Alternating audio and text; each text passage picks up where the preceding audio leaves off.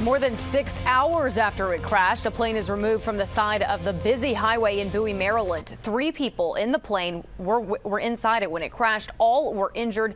But tonight, authorities in Bowie are telling us that it could have been much worse. Robert Lyles joins us live tonight from the scene with the very latest. Robert. It has been both a precarious and a dangerous effort trying to get that crumpled plane behind me from the westbound lanes of Route 50 back here onto the property here at the Freeway Airport.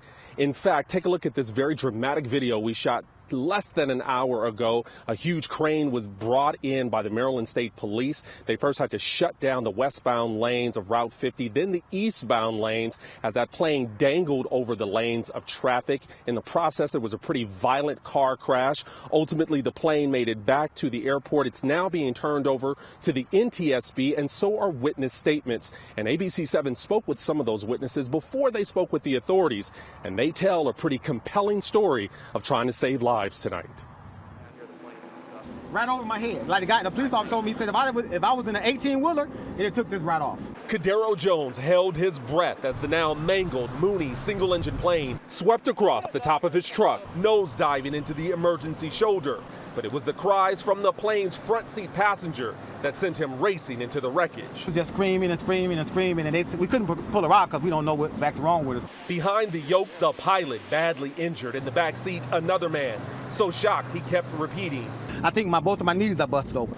All 3 so badly trapped, crews had to cut away the top of the plane. Across 50, eyewitness and pilot Jonathan Neal watched as the plane struggled to take off. Basically, he went up, took off, and went straight down into the tree line.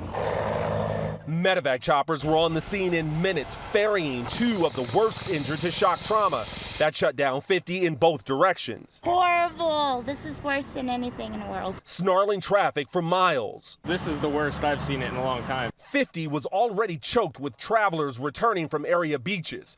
But this could have been much worse. Very fortunate that no one was in this slow lane in traffic because they likely would have been wiped out by it. So as the shock of this crash settled in, Jones was consumed by what he calls the shocking behavior of other motorists. You had a lot of people just sitting back, taking snapshots. Come on, man, help out.